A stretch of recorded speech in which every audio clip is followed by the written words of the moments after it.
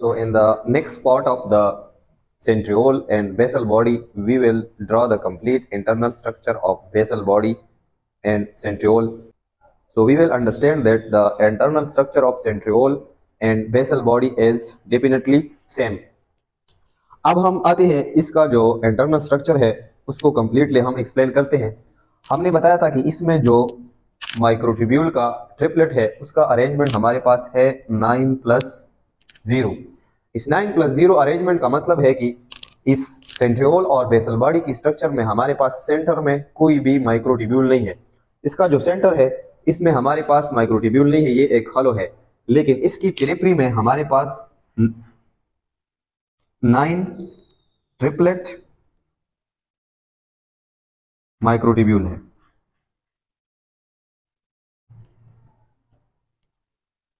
तो अब हम इन 9 ट्रिपलेट माइक्रोट्यूब्यूल को स्ट्रक्चर को समझते हैं और इसमें जो इंपॉर्टेंट कनेक्शन है उन सारों को समझते हैं कि इसका इंटरनल स्ट्रक्चर जो है हमारे साथ किस तरह है।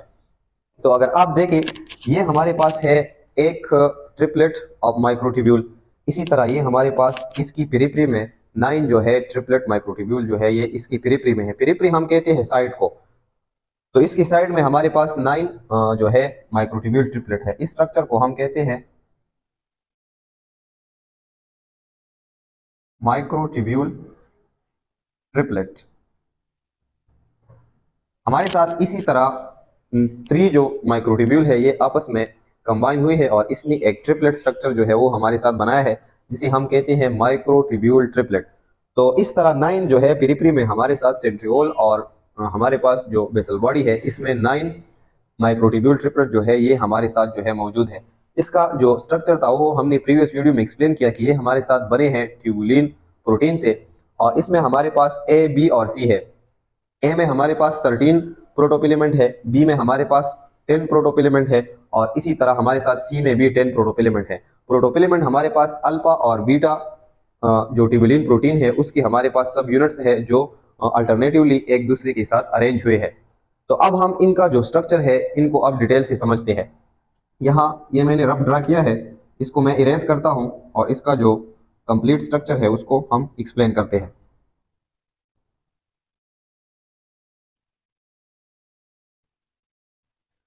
हमारे साथ इस तरह होता है कि इस माइक्रोट्यूब्यूल के ट्रिपलेट में हमारे पास जो ये ए माइक्रोट्यूब्यूल है ये इस दूसरे माइक्रोट्यूब्यूल ट्रिपलेट में सी माइक्रोट्यूब्यूल से अटैच होता है। इसमें हमारे साथ होती है लिंकेज। इसी तरह इसका ये ए माइक्रोट्यूब्यूल इस दूसरे की सी माइक्रोट्यूब्यूल से हमारे साथ अटैच होता है। इसका भी ए इसकी सी के साथ अटैच होता है।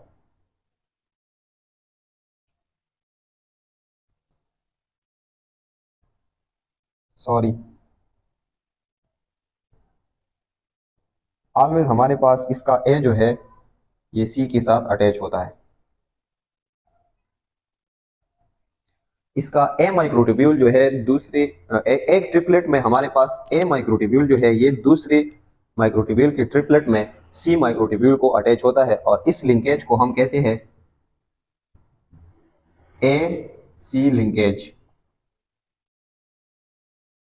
ए और सी जो है ये एक दूसरे के साथ हमारे साथ कनेक्ट होते हैं। इसके अलावा इसकी स्ट्रक्चर में हमारे साथ कुछ डेंस मटेरियल जो है वो भी मौजूद है। कुछ डेंस मटेरियल हमारे साथ इस ट्रिपलेट के सामने जो है वो मौजूद होते हैं। इसी तरह की डेंस मटेरियल जो है ये हर एक ट्रिपलेट के सामने हमारे साथ मौजूद होता है।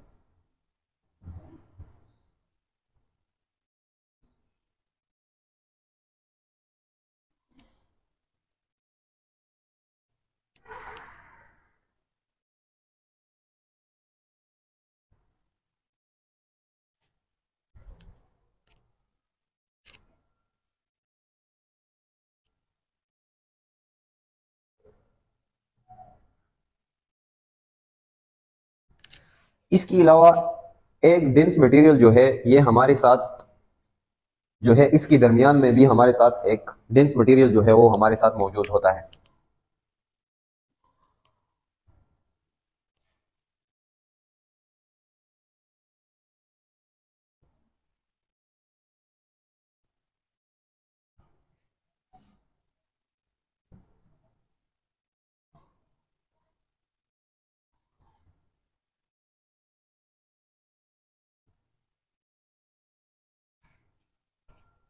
वो हो डेंस मटेरियल जो हमारे पास माइक्रोट्यूब्यूल की ट्रिपलेट के सामने होता है, इसको हम कहते हैं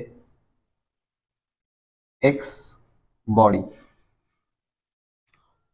वो हो डेंस मटेरियल जो इस एक्स बॉडी और एक्स बॉडी के दरमियान हमारे साथ मौजूद होता है, तो इसको हम कहते हैं वाई बॉडी।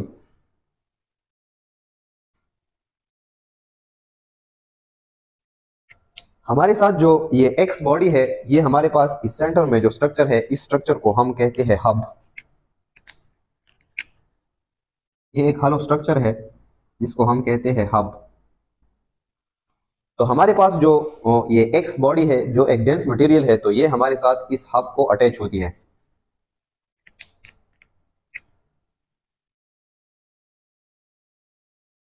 जितनी भी हमारे पास एक्स बॉडी है तो इस हब के साथ अटैच होती है।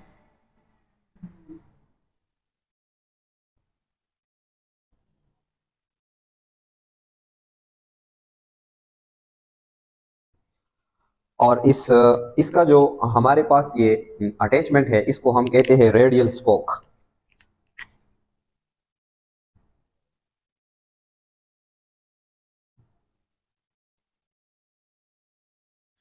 इसी तरह हमारे पास जो ये वाई बॉडी है, तो हमारे पास जो ये ए सी लिंकेज है, जो एक ट्रिपलेट के ए और दूसरी ट्रिपलेट की सी के दरमियान हमारे पास जो लिंकेज है, ये इसको अटैच होते हैं।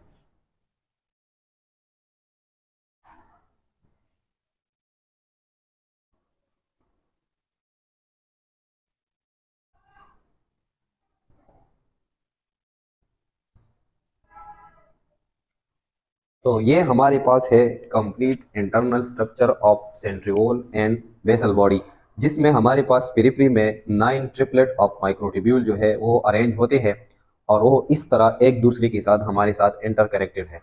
तो हमने डिटेल से सेंट्रिओल और बेसल बॉडी को एक्सप्लेन कर लिया। हमने ये भी बताया था कि बेसल बॉडी से हमारे साथ दो स्ट्रक्चर बनते हैं, एक को हम कहते हैं सीलिया और दूसरे को हम कहते हैं flagella. So in the next video, we will be talking about the cilia and flagella. So you can take a screenshot.